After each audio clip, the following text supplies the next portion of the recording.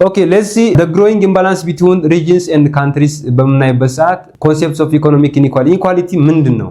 እዚህ ጋር ኢኒኳሊቲ ወይም ደግሞ በአንድ ሀገር ላይ ኢኒኳሊቲ ሊኖር የሚችለው በምን ምክንያት ነው ብለን እናያለን። እዚህ ጋር እንደምታዩት ሚዛኑ በምናይበት ሰዓት ከፍተኛ የሆነ የገንዘብ መጠን እዚህ ጋር የያዘው አንድ ሰው ነው።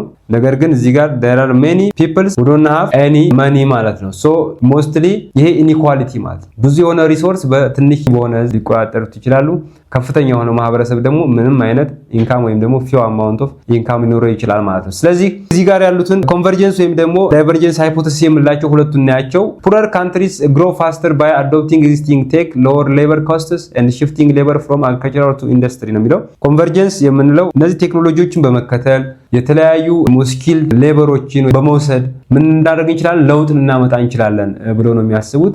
ከዴቨሎፒንግ ወደ ዴቨሎፕድ ካንትሪ መቀየር ይቻላል ብሎ ነው የሚያስቡት። የኮንቨርጀንስ ሃይፖቴሲስ ወይም ደግሞ ከአንድ ማህበረሰብ ሌበሩን ወይም ደግሞ ቴክኖሎጂውን shift ማድረግ ይችላል ኢሚቴት በማድረግ ወይም በመውሰድ ለውጥ ማምጣት ይችላል ነው የሚለው። ሁለተኛው ዳይቨርጀንስ ላይ ኢኒኳሊቲ persists worsens due to skill permits tech gaps weak ኢንስቲትዩሽንስ ነው የሚለው። ዳይቨርጀንስ ላይ በመናይበት ሰዓት ኢኒኳሊቲ ስላለ እነዛ ነገሮች አክሰስ ማድረግ ስለማይቻል ወይም ደግሞ ስኪላችንን አፕግሬድ ማድረግ ስለማንችል ምን ሊፈጠር ይችላል ማለት ነው ዊክ የሆነ ኢንስቲትዩሽን ሊፈጠር ይችላል ማለት ነው። ሶ ዲያግራሙ ላይ እንደምታዩት ኢኒኳሊቲ እንዴት ነው በሀገራት ደረጃ የሚኖረውን በስናይ ጊኒ አለች እዚህ ጋር ቶፕ ላይ፣ ሳውዝ አፍሪካ ላይ አለ። ሳውዝ አፍሪካ ላይ ያለው የኢኮኖሚ ልዩነት በጣም ከፍተኛ ነው ማለት ነው። ያ ማለት ምንድነው? ከፍተኛ የሆኑ ህዝቦች ዝቅተኛ የሆነ ኢኮኖሚ አላቸው ማለት ነው። ዝቅተኛ የሆኑ ህዝቦች ደግሞ ከፍተኛ የሆነ ኢኮኖሚ የያዙ ናቸው ማለት ነው። እንደምታዩት እንግዲህ ይሄ ጊኒ ኢንዴክስ የምንለው የኢኮኖሚካል ኢኒኳሊቲ ነው ማለት ነው። ወደዚህ እየቀነሰ ከመጣ እንደዚህ እየቀነሰ ይመጣ ከሆነ ዝቅተኛ የሆነ ኢንካም ኢኒኳሊቲ ወይም ቫሪዬሽንስ እንዴት እንደሆነ የሚያሳይ ነው ማለት ነው። ወደታች ያለው ከፍተኛ የሆነ ኢኳሊቲ አለ፣ እዚህ ጋር ያለው ዝቅተኛ የሆነ ኢንካም ኢኒኳሊቲ አለ ሪላቲቭሊ ማለት በት ሞስት ኦፍ ዘ አፍሪካን ካንትሪስ ኢኒኳሊቲ ከፍተኛ የሆኑ ሪች የሆኑ ፐርሰኖች አሉ አብዛኛውን ሪሶርስ ኮንትሮል ያደርጉ፣ ነገር ግን ማስ ኦፍ ዘ ፒፕልስ ድሃ የሆነ ማህበረሰብ አለ ግን ዝቅተኛ የሆነ ሪሶርስ ኮንትሮል የሚያደርግ ማለት። ከኢኒኳሊቲ ትሬንድስ በምናይበት ሰዓት እዚህ ወርልድ ላይ በምናይበት ሰዓት እዚህ ጋር በቀይ የምናየው ሞስትሊ ከፍተኛ የሆነ ኢኒኳሊቲ የሚታይባቸው ሀገሮች ናቸው የሚንጸባረቅባቸው ሀገሮች እዚህ አካባቢ ያለ ላቲን አሜሪካ ላይ የምናየው አለ፣ እዚህ ጋር ደቡብ አፍሪካ አካባቢ ላይ የምናያቸው ሪጅኖች ከፍተኛ የሆነ ኢንካም ኢኒኳሊቲ አለ ማለት ነው። ፍትሃዊ ያልሆነ የሀብት ክፍፍል መኖሩን ያሳያል ማለት ነው። ኮዞቹ ምንድናቸው በምናይበት ሰዓት ቴክኖሎጂካል አድቫንስመንት፣ ሌበር ማርኬት ቼንጅስ፣ ፋይናንሻል ዲፕኒንግ የምንለው these are the major causes for this income inequality የምንለው ነው። ኢንካም ኢኒኳሊቲ ሊመጣ የሚችለው በእነዚህ ምክንያቶች ነው። ትሬድ ኢምባላንስ ኮንሴፕት ኤንድ ኮዝስ ላይ እዚህ ጋር በምናይበት ሰዓት ትሬድ ኢምባላንሱ ኢምፖርት ግሬተር ዛን ኤክስፖርት የሚሆን ከሆነ አንድ ሀገር ወደ ውስጥ የምታስገባው አይተም ከፍተኛ ሆነ ዋጋ ካለው ነገር ግን የምታወጣው ደግሞ ያንን መተካት የማይችል ከሆነ that's called negative trade balance የምንለው ነው ማለት ነው። ሾርት because import is greater than export ማለት የኤክስፖርት ቫልዩ ዝቅተኛ ነው ነገር ግን የኢምፖርት ቫልዩ ከፍተኛ ከሆነ ለምሳሌ ቴክኖሎጂ የምናስገባ ከሆነ ሮ ማቴሪያል ወደ ውጭ የምናወጣው ሮ ማቴሪያል የምንሸጠው ለምሳሌ ኮፊ እንሸጣለን እንበል ወይም ደግሞ ፍላወር እንሸጣለን እንበል የተለያዩ አግሪካልቸራል ፕሮዳክቶች ወደ ውጭ እንሸጣለን እንበል ከውጭ ወደ ውስጥ የምናስገባቸው የተለያዩ የቴክኖሎጂ ማቴሪያሎች ሊኖሩ ይችላሉ። ለምሳሌ ላፕቶፕ ሊሆን ይችላል፣ ስልኮች ሊሆኑ ይችላሉ፣ ፊኒሽድ የሆኑ ቴክኖሎጂ ነክ የሆኑ ጉዶችን እናስገባ እንችላለን። በዛን ጊዜ የምንከፍለው ዶላር ከፍተኛ ከሆነ የምንሸጠው ዶላር ደግሞ ዝቅተኛ ከሆነ ትሬድ ኢምባላንስ ነው ማለት ነው። we are not using this trade እየተጠቀምን እንዳልሆነ ያሳያል ማለት ነው። ስለዚህ ይሄ ትሬድ ኢምባላንስ ከፍተኛ የሆነ ኢምፓክት አለው ማለት ነው ለአንድ ሀገር። lack of domestic productions ብዙ ጊዜ ሀገር ውስጥ ማምረት የማንችል ከሆነ ከውጭ እናመጣለን ግዴታ። እኛ ማምረት የምንችላቸውን ያክል እናመርት እንችላለን ነገር ግን ማምረት የማንችላቸውን ነገሮች ደግሞ ከውጭ ልናመጣ እንችላለን። ከውጭ የምናስመጣ ከሆነ ደግሞ we are paying እናደርጋለን። ፔይ ስናደርግ ደግሞ will pay with foreign exchange ማለት በፎሬን ኤክስቼንጅ ነው ፔይ የምናደርገው። ያ ማለት ከፍተኛ የሆነ ኢምፓክት አለው ማለት ነው። because የምናስወጣው ከምናስገባው የሚያንስ ከሆነ ከፍተኛ የሆነ ፕሮብሌም ይፈጥራል ማለት ብዙ ብር ማግኘት አንችልም ኤክስፖርት ስናደርግ፣ ስናስገባ ግን ኢምፖርት ስናደርግ ብዙ ብር እንከፍላለን። ያ ማለት ትሬድ ኢምባላንስ ይፈጠራል።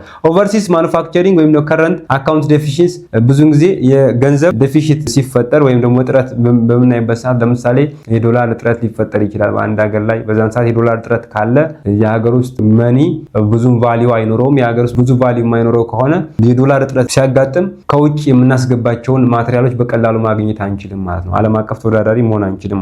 ኦኬ ትሬድ ኢምባላንስ እዚህ ጋር ኢፌክቱ ምንድነው? ፖዚቲቭ እና ኔጌቲቭ ብሎ ከፍሎታል። እዚህ ጋር አክሰስ ቱ ቺፐር ጉድስ እዚህ ጋር አክሰስ ማድረግ እንችላለን። ቺፐር ጉዶች በሚኖርበት ሰዓት ተጠቃሚ የምንሆንበት ሁኔታ አለ።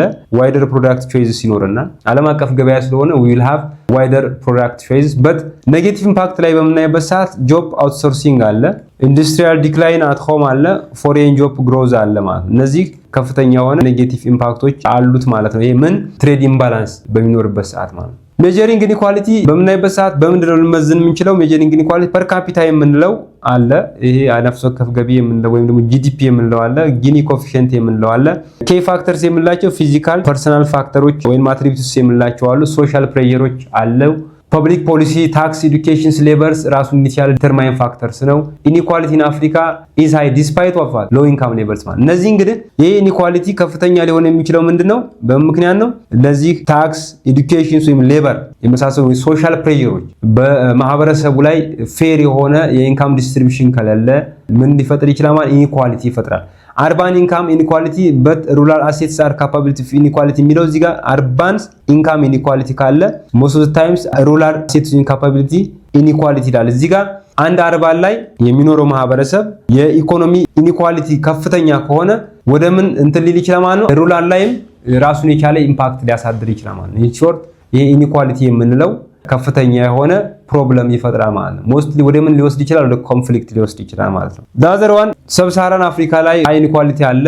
ሳውዝ አፍሪካ ላይክ ጊኒ የመሳሰሉ ጊኒ ለምሳሌ ኢንዴክስ 0 ኢኳል ቱ 1 ቱ አንኢኳል የሚለውን እዚህ ጋር ማየት እንችላለን። ለምሳሌ ይሄ ጊኒ ኢንዴክስ የምንለው በምናይበት ሰዓት ከ0 እስከ 1 ነው ሬንጁ። ከ0 እስከ 0.5 ያለው የጊኒ ኢንዴክስ የሚያሳየው ምንድነው? ሎው ኢንካም ኢኒኳሊቲ እንዳለ ነው የሚያሳየው። ነገር ግን እዚህ ጋር ከ0.5 ጀምሮ እስከ 1.00 አካባቢ ካለ there is high income inequality ከፍተኛ የሆነ የሀብት ክፍፍል ወይም ደግሞ የሀብት ልዩነት እንዳለ ያሳያል። የጊኒ ኢንዴክስ የሚለው ከ0 እስከ 0.5 ከሆነ ሎው ኢንካም ዝቅተኛ የሆነ ሎው ኢንካም ኢኒኳሊቲ እንዳለ ያሳያል። የኢንካም ኢኒኳሊቲ ኦልሞስት most of the people they have the same types of incomes relatively ማለት ነገር ግን ከ0.5 እስከ 1 በተጠጋ ቁጥር ይሄ ጊኒ ኢንዴክስ የሚያሳየው ቫልዩ 0 እስከ 1 ነው። ከፍተኛ የሆነ ምን አለማ ኢንካም ኢኒኳሊቲ እንዳለ ያሳየናል ማለት ነው።